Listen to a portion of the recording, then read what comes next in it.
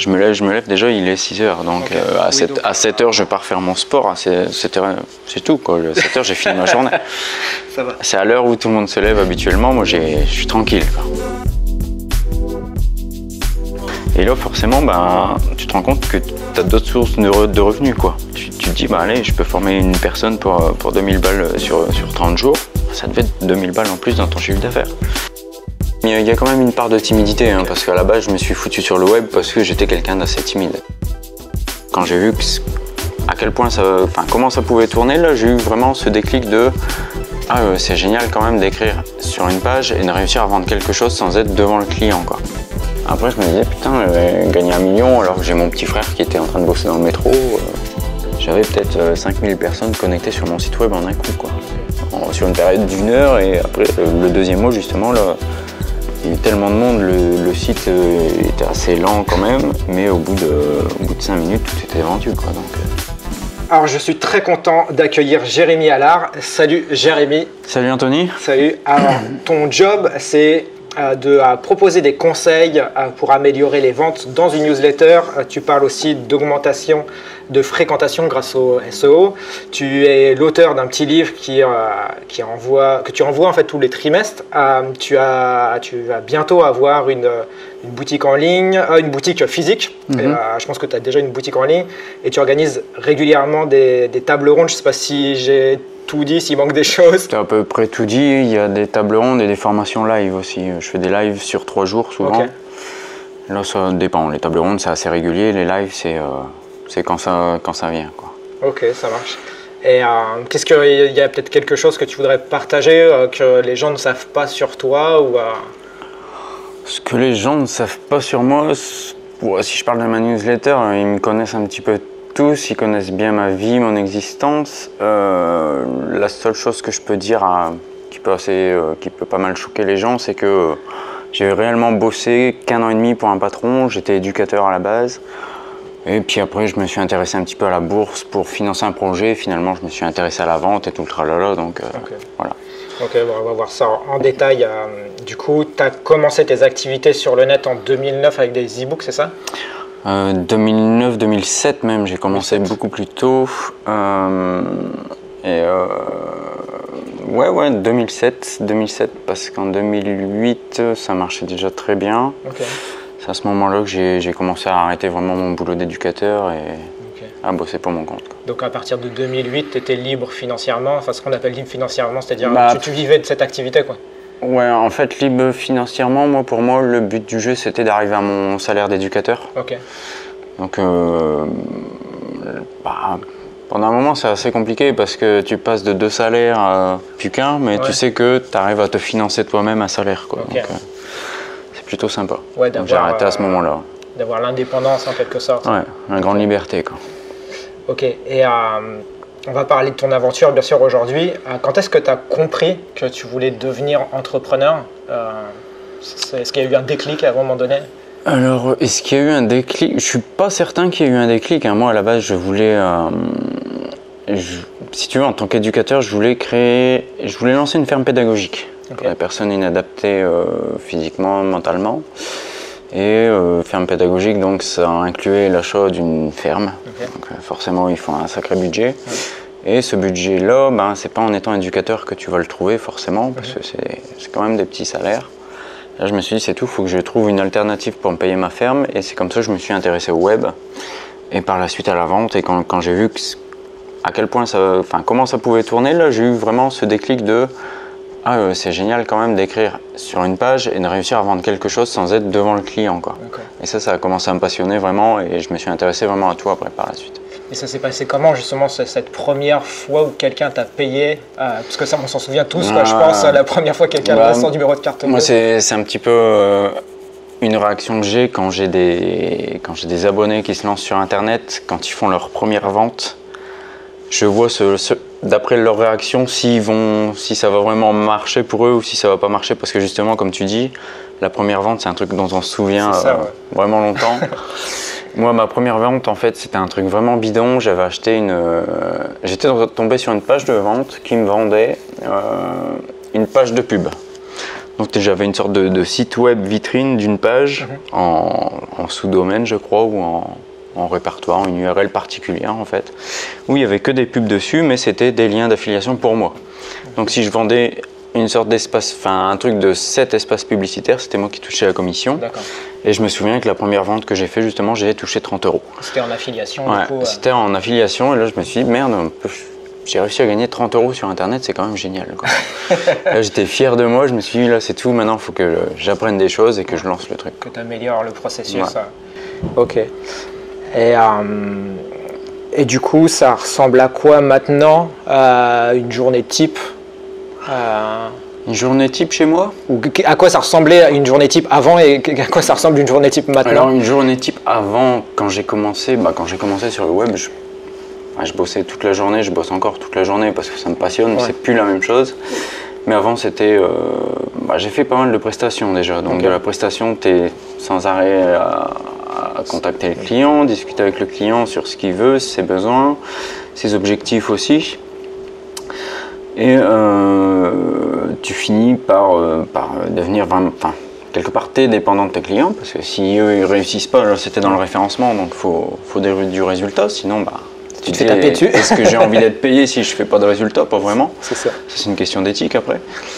Et donc ouais, tu passes quand même beaucoup de temps sur le web, et moi je sais que je pouvais passer 10-15 heures par jour sur internet sans problème, quoi. Donc c'était pas... Ouais, c'était ta passion.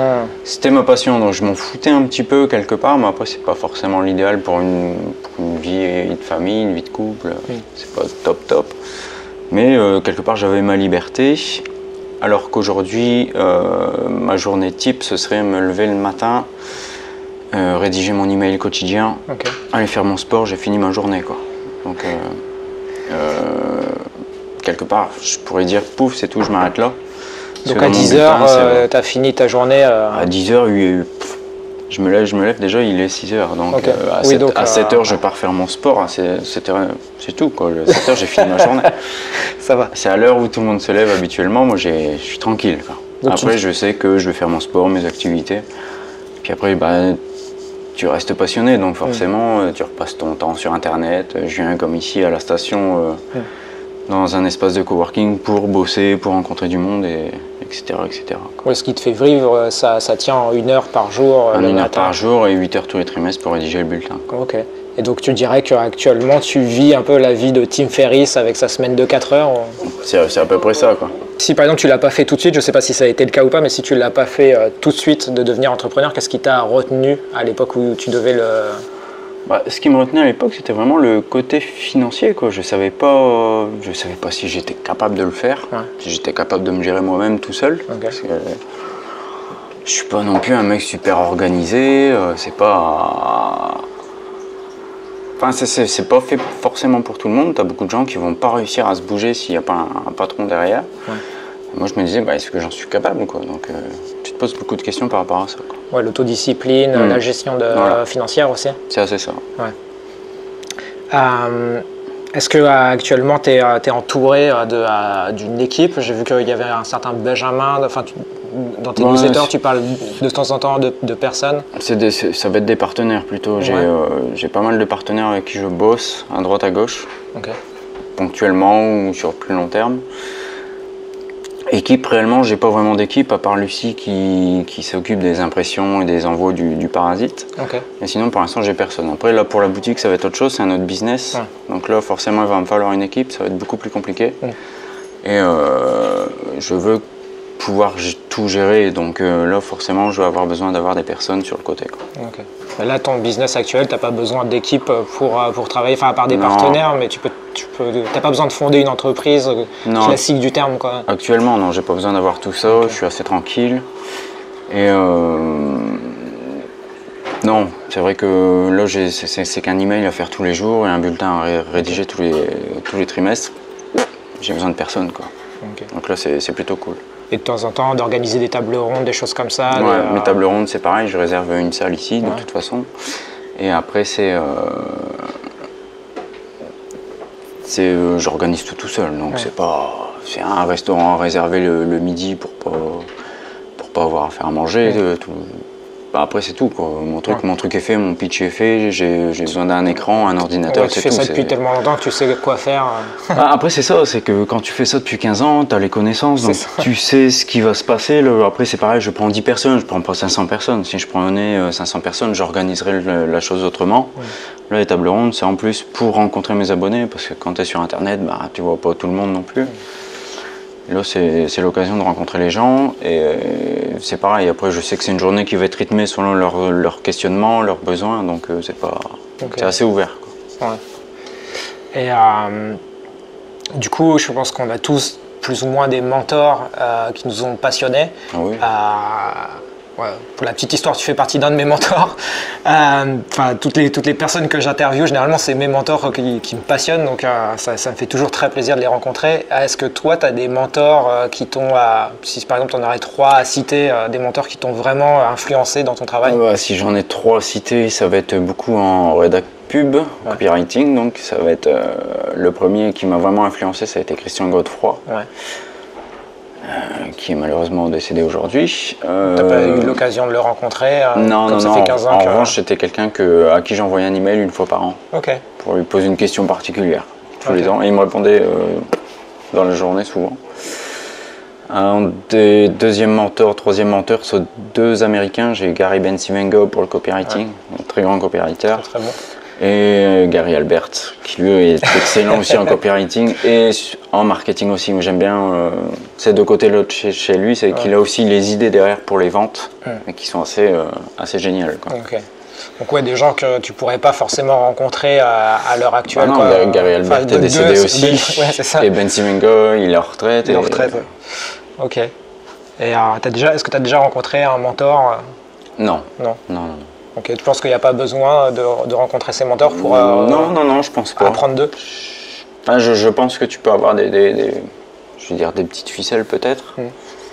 Et c'est vrai qu'après, échanger directement avec les gens, c'est beaucoup plus, t'apprends beaucoup plus de choses. Moi déjà, mes mentors sont américains, j'ai quand même du mal avec l'anglais. C'est ça. Donc je me dis quelque part, est-ce que j'apprendrai plus? Peut-être pas forcément, je passerai plus de temps à essayer de les comprendre. Après, je sais que quand tu croises les gens dans leur milieu, on va dire dans leur milieu naturel, comme Gary Albert, c'est un fan de navigation, t'apprends d'autres choses sur eux qui font que tu comprends peut-être un petit peu mieux ce qu'ils font de leur vie, quoi. D'accord, et tu disais que tu avais du mal en anglais, tu arrives à lire des livres en anglais? Moi, je lis régulièrement, je suis abonné à pas mal de newsletters américaines. Mais lire, ça me dérange pas, comprendre, je vais comprendre, mais le parler couramment, non, je parle pas couramment. Ok, ça c'est une de mes grandes questions aussi, parce que je suis très, très nul en anglais et je passe beaucoup de temps à traduire. Merci Google Translate. Pour ça, c'est très bien. C'est ça. Du coup, je me demandais, en voyant justement tout ce que tu fais, d'où vient cette discrétion sur les réseaux sociaux? Parce qu'en fait, quand tu es entrepreneur et que tu veux justement faire du marketing, la plupart des gens vont se lancer sur les réseaux sociaux, montrer leur vie, eux à côté d'une piscine, faire des selfies tous les jours. Pourquoi as-tu choisi de ne pas suivre cette voie-là? Pour une raison toute simple, enfin 2 raisons peut-être même. C'est que comme je suis là depuis 15 ans que je suis sur le web, moi je vendais des e-books, Facebook, Twitter, Instagram, ça n'existait pas, quoi. Donc j'ai vraiment appris comme ça, et quand j'ai vu les réseaux sociaux arriver, je me suis intéressé à Twitter. Sur Twitter, j'ai un compte qui tournait bien, parce que maintenant j'y vais plus non plus. Mais là pour le référencement, au niveau référencement, j'ai pas mal de followers. Et sur Facebook, non, j'ai créé un compte et je m'y suis jamais vraiment intéressé. Je l'avais créé plus pour la famille. Et ça m'a jamais intéressé réellement. Après, j'ai cette compétence-là de savoir référencer un site web. Donc les réseaux sociaux, pour moi, c'était plus pour avoir des contacts. Donc il y a encore des choses à faire, mais après, payer de la pub, des trucs comme ça, je m'en sers pas vraiment. Donc pour moi, c'est pas vraiment utile. Et après, la deuxième raison, c'est que moi, j'ai toujours lu partout quand j'apprenais justement que regardez ce que fait la majorité et faites complètement le contraire. Donc voilà, tout est dit. Du coup, tu as choisi la discrétion face à la surexposition. Et puis c'est pas forcément une discrétion. Enfin, moi, je pensais être discret, mais je me rends compte que finalement, c'est pas si discret que ça, quoi. Ok. Parce que dans une newsletter, c'est plutôt restreint. Enfin, c'est un peu un cocon ou Oui, c'est ça. Il faut faire partie de la newsletter pour la recevoir, quoi. N'importe qui peut pas. N'importe qui peut pas voir ce qu'il y a. Dedans. Du coup, je me demandais si c'était une timidité justement qui t'avait poussé à ne pas prendre la parole sur les réseaux sociaux ou si c'était stratégique. Du coup, tu as plus ou moins répondu à ma question. Non, mais même il y a quand même une part de timidité, hein, parce qu'à la base, je me suis foutu sur le web parce que j'étais quelqu'un d'assez timide. Ouais. Je pense que c'est un peu le cas de tous les copywriters d'ailleurs, de cette timidité. Aujourd'hui, je dirais que me mettre devant une caméra, ça me dérangerait pas trop. Je l'ai fait à quelques reprises pour voir un petit peu ce que ça donnait. Mais encore, à l'époque où j'ai fait les vidéos, j'étais encore un petit peu gêné, que là maintenant je pense que ça irait beaucoup mieux. Ouais. Et tu disais que tu avais fait des événements avec 10 personnes, des tables rondes. Le plus grand événement que tu as fait, ça a toujours été 10 personnes, tu n'as pas fait des grands événements? Non, je fais toujours 10. Après, en référencement aussi, j'ai fait des conférences. Comme comme des conférences ou des choses comme ça? Des conférences où il y a 100, 200 personnes. Okay. Après, des grosses salles réellement, non, j'ai pas envie, quoi, c'est pas... Ouais, tu fais pas ça pour devenir célèbre. Non, je m'en fous, c'est okay. Pas... la vie d'entrepreneur, il y a des hauts, il y a des bas, enfin voilà, c'est un peu les montagnes russes, quoi, qu'on dit souvent. Dans la plupart des biographies d'ailleurs d'entrepreneurs, c'est toujours des histoires très sombres, plus la personne a subi des histoires sombres, plus elle monte haut généralement, enfin en tout cas c'est ce que j'ai observé moi. Je ne sais pas si c'est toujours le cas, mais en tout cas c'est ce que j'ai observé. Est-ce que tu pourrais nous partager une histoire que toi tu aurais subie, qui peut-être t'a transformé en tant que personne? Alors j'en ai deux à la limite, mais la plus récente, moi elle m'a fait beaucoup réfléchir parce que justement ça m'a fait changer carrément du tout au tout. Okay. En fait, j'avais un local là dans le centre de Saint-Omer où je bossais, j'avais mon bureau. Et un soir, j'étais en train d'emballer deux types qui ont débarqué en disant qu'ils étaient agents de l'URSSAF et qu'ils effectuaient un contrôle, machin bidule, etc. Là, j'ai bien flippé. Et la suite de l'histoire, quelque part, c'est que, a priori, c'était peut-être des concurrents qui venaient essayer de me faire peur avec des copains, des trucs comme ça. J'ai jamais eu de suite et je vois pas pourquoi il y en aurait eu de toute façon. Mais ça pouvait pas être un contrôle, c'est juste des contrôles comme ça, c'est quand il y a une dénonciation pour du travail au black à côté, que j'aurais embauché quelqu'un. J'avais personne, je bossais tout seul, donc forcément je vois pas ce que ça aurait pu être. Et finalement ce truc quand même m'a fait assez peur. Et là, je me suis dit, merde, c'est vrai que je suis pas forcément sécurisé de partout. Et là, c'est là où j'ai repris justement le portage salarial et où je me suis mis tout de suite à relancer des formations. Et là, tout de suite, j'ai eu des gens de Pôle emploi qui se sont inscrits pour suivre les formations. Et c'est un truc que je ne faisais pas du tout. Et d'un seul coup, ça m'a rapporté un revenu de 2-3 000 euros en plus. C'était en quelle année, ça? C'était il y a 6-7 ans. 6-7 ans, ok. Ouais. Et c'est un truc justement qui m'a fait progresser en me disant, voilà, je vais sécuriser, je vais faire des trucs un peu plus...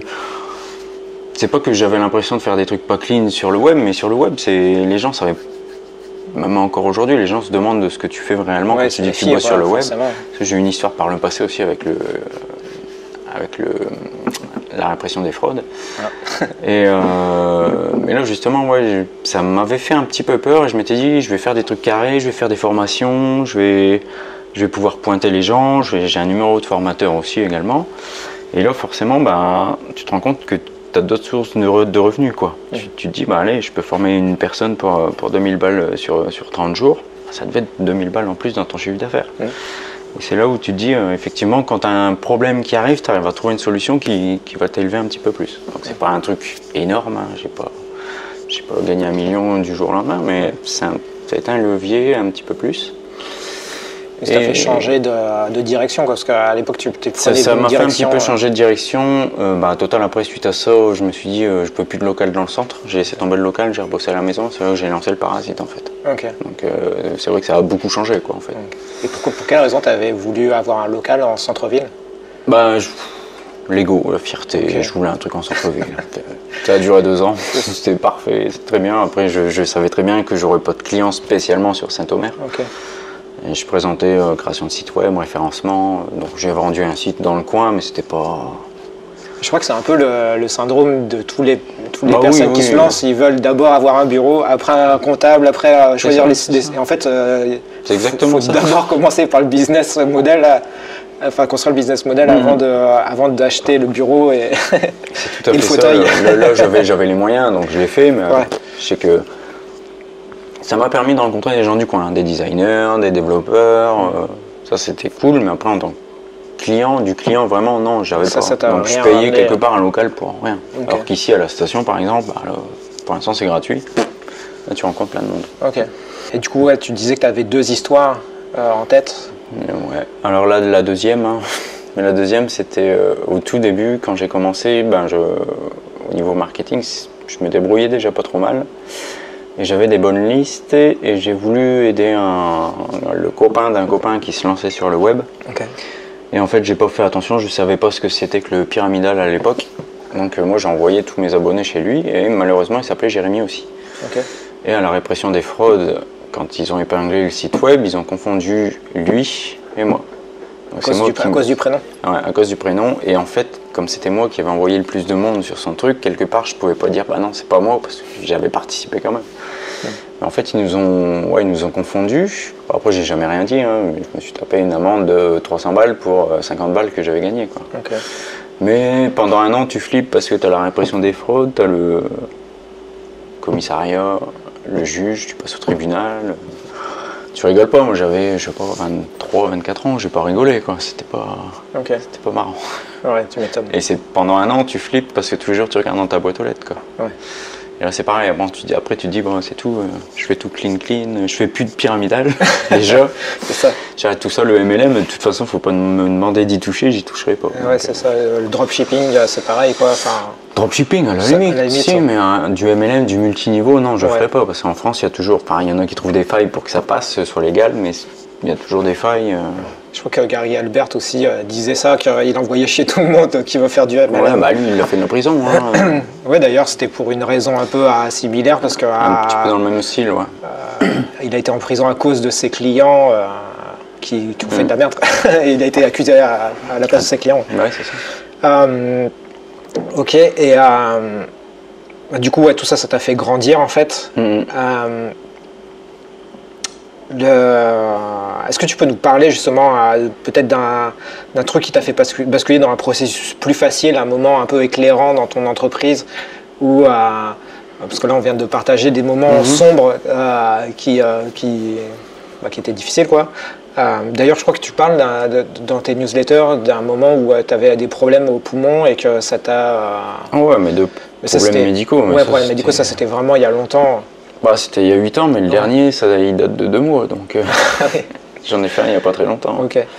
Et ça, pareil, ça te permet de changer des choses en tout cas, la première fois, ça t'a permis d'avoir plus d'énergie dans ton business ou pas? Bon, ce qui a été médical, non, pas trop. Après, je me suis rendu compte que je pouvais rester cloué pendant une semaine au lit. Donc, ouais, qu'il fallait que tu trouves des solutions. Là, il faut trouver des trucs pour automatiser un petit peu plus. C'est ça. Mais bon, sinon, non, ça n'a pas forcément impacté, quoi. Ok. Et du coup, est-ce que tu as quelque chose à nous partager d'un moment où, je sais pas, j'aime pas trop parler de réussite et d'argent en même temps, dans le sens où beaucoup de personnes pensent que la réussite c'est l'argent, mais est-ce qu'il y a peut-être un moment où tu as peut-être gagné beaucoup d'argent et tu te dis waouh, c'est génial, ou une réussite qui ne concerne pas forcément l'argent, où tu dis... Si, la réussite quelque part, ça a été du fric quand même. Mais c'était assez rigolo. Moi, j'ai jamais été attiré par le fric, j'ai même peur quelque part. Ok. Et des petites réussites comme ça a été sur la bourse au tout début. Parce que j'avais envoyé tellement de clients chez mon courtier qu'ils m'ont contacté pour m'avoir comme courtier de référence justement. Et là c'est pareil, vu ce que je pouvais toucher grâce aux gens que j'envoyais, j'aurais pu gagner au loto tous les mois. Donc là c'est un truc qui m'a vraiment fait peur, j'ai tout arrêté. Parce qu'en fait la réussite te faisait peur, c'est pas la réussite, vraiment la réussite, quelque part on en est fier. Okay. On a trouvé un truc, un bon plan. C'est le fait d'être piégé dedans. C'est quand même cool. Après je me disais putain, j'avais gagné 1 million alors que j'ai mon petit frère qui était en train de bosser dans le métro. Je voyais pas les choses pareil quoi. Donc ça m'a vraiment fait peur. Après c'est tellement grosses sommes que tu flippes quoi, tu te dis je peux pas faire ça. Qu'est-ce qu'on va dire de moi, qu'est-ce qu'on va penser de moi, je vais faire des jaloux. Donc ça j'ai vite laissé tomber. Et la deuxième réussite, ça a été un de mes packages d'e-book, ce que j'appelais le holo marketing, le marketing invisible. Et là, j'en vendais, la méthode de vente, en fait, c'était à partir de minuit, chaque premier du mois, il y en avait 30 de disponibles, à 150 € le package. Et je sais que le premier mois, c'est parti en 24 heures, le deuxième mois, c'est parti en 5 minutes. Donc ça faisait beaucoup d'argent. 4005, je crois, qui en 5 minutes arrivaient, transitaient sur le site web, quoi. Donc c'est fou. ça, c'était assez kiffant, c'était assez marrant. Okay. Tu avais consciemment réduit le nombre de oui, e-books. C'était fait exprès, de toute façon, c'était très limité et démarré à une date très précise. Donc je sais qu'au 31, en fin de mois, j'avais entre le dernier jour du mois et le premier du mois suivant, j'avais peut-être 5000 personnes connectées sur mon site web en un coup, quoi. Okay. Sur une période d'1 heure, et après le deuxième mois, justement, là, il y a eu tellement de monde, le site était assez lent quand même, mais au bout de 5 minutes, tout était vendu, quoi. Donc, okay. Et ces gens-là, tu les avais réussi à les avoir comment, enfin les capter comment? Alors, c'est pour ça que je dis qu'il y a 4005 qui transitaient sur le site web, c'est que, en fait, moi, je touchais pas les 4005. Okay. J'avais lancé une affiliation à 100%. Donc ça, ouais, c'est d'autres personnes qui t'ont envoyé d'autres personnes qui m'envoyaient leur liste. En fait, moi, le but du jeu pour moi, c'était de récupérer des listes. En fait, de remplir ta liste. Okay. Et donc, ouais, je touchais une petite partie, mais après, le reste, c'était pour mes affiliés. Donc, comme je te disais justement avant l'interview, j'ai un programme qui s'appelle Les Persuadeurs, où dedans j'aide les personnes à avancer dans leur business d'un point de vue copywriting et d'autres choses. Du coup, ça se passe en deux parties. Il y a une première partie sur YouTube, donc là c'est la vidéo que tout le monde voit, et la deuxième partie, elle est réservée uniquement aux membres des Persuadeurs.